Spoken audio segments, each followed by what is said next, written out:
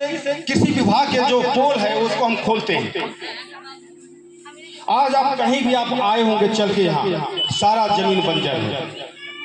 हम कहते हैं ये धरती हमारा है, लेकिन ये धरती बंजर है और बंजर बनाने का जो सारा षड्यंत्र है, ये जो मनवादी लोग हैं, जो सत्ता पे बैठे हुए लोग हैं, इन्होंने बनाया है।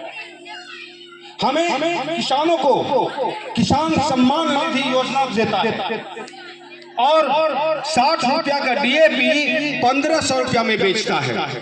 आपके पॉकेट से 1000 रुपया एक बोरा पे निकालता है। एक साधारण किसान भी एक साल में 10 बोरा DAP यूज करता है। आपके पॉकेट से 10,000 रुपया निकालता है, 4000 अपने रखता है, वापिस 6000 कर देता है और आप कहते हैं कि ये हमें किसान सम्मान दे रहा है और आप भी वोट करते हैं इस नाम पर।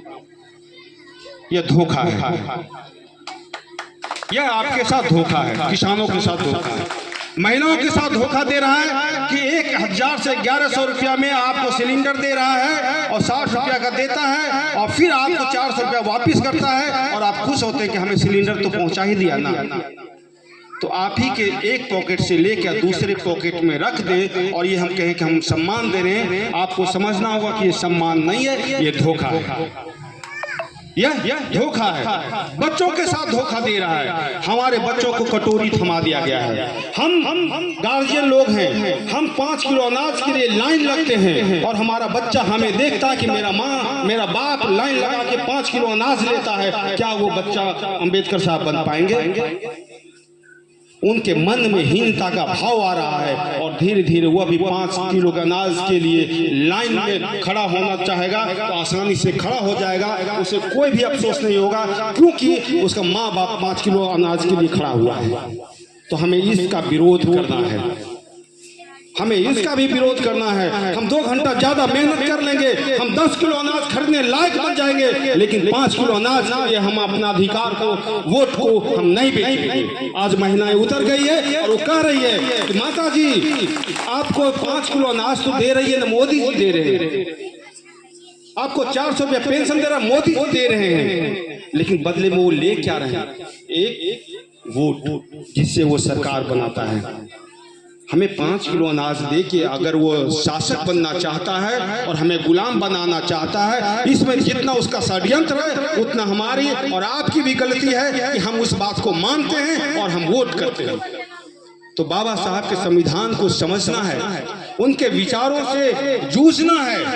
हमारे बच्चे पढ़ेंगे जब उस समय बाबा साहब, हम लोग बड़ी ही आसानी से हमारे विचारक कहते हैं कि बाबा साहब को पढ़ने का मौका नहीं मिला, स्कूल के बाहर बैठा के रखा और तरह तरह के प्रताड़ना से उनको दिया गया। लेकिन आज आपके बच्चे के साथ क्या किया जा रहा है? आज 70 साल 80 साल तो हो गया है, आपका बच्चा आज भी तो स्कूल में जाके कटोरी ही पकड़े हुए है। अरे उनको पानी नहीं पीने दिया जाता था, आपको कटोरी थमा के मांगने के लिए सिखा रहा है और आप कहते हैं कि बहुत कुछ दे रहा है। नहीं, आपके बच्चे के साथ धोखा, महिलाओं के साथ धोखा, नौजवान साथियों के साथ धोखा। आज हम पूरे गांव में जब घूम रहे हैं, हमारा कटोरिया विधानसभा में मंथन यात्रा चल रहा है, हमारी मैडम वहां से चुनाव लड़ेगी। हम देखते हैं कि महिलाएं मिलती है, बूढ़े लोग मिलते हैं, बूढ़ी माताएं मिलती है, नौजवान मिलता ही नहीं है। आखिर वो नौजवान गायब कहाँ हो गया?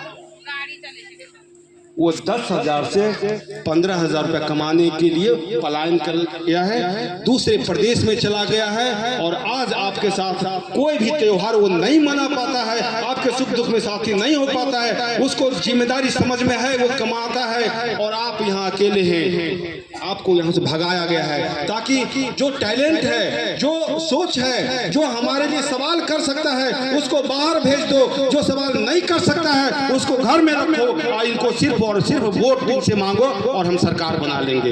उन महान बच्चों को जो आज प्रदेश में गए हुए कमाने, मैं आग्रह करना चाहता हूँ कि वो भी वापिस आए और इसी धरती पर सिंचाई करके खेती करें, यहीं व्यापार करें, यहीं तरह तरह की चीजें करें और अपने बच्चों के साथ रहें, ताकि आप सवाल कर सकते हैं, आपके बच्चे आने वाले समय में शासक बन सकता है। और बाबा साहब यही चाहते थे कि हमारा बच्चा शासक बने।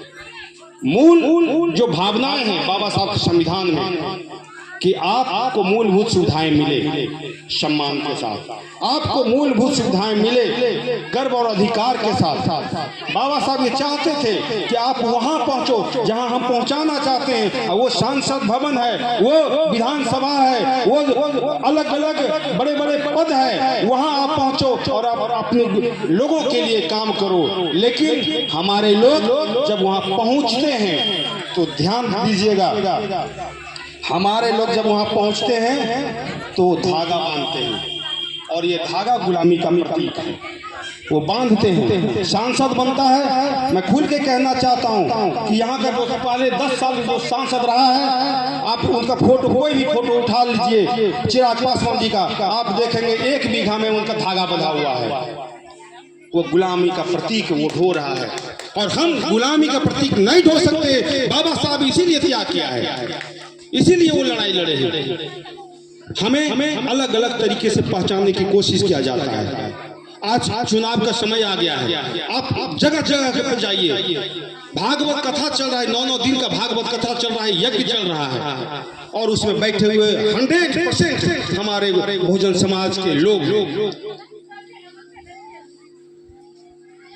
जो ब्राह्मण ये कहता था कि शूद्र अगर शिक्षा ग्रहण कर ले, हमारी बातों को, ज्ञान की बातों को सुन ले, तो उसके कान में शीशा पिघला के और डाल देना है ताकि वो सुन नहीं सके। और हम ये जानते हुए हम वहाँ जाके बैठ के वैसे बातें सीख रहे हैं जिससे कि गुलामी का दरवाजा खुलता है और हम फिर गुलाम बनते हैं। तो हमें कई चीजों को समझना है, कई चीजों को जीवन में उतारना है, और इस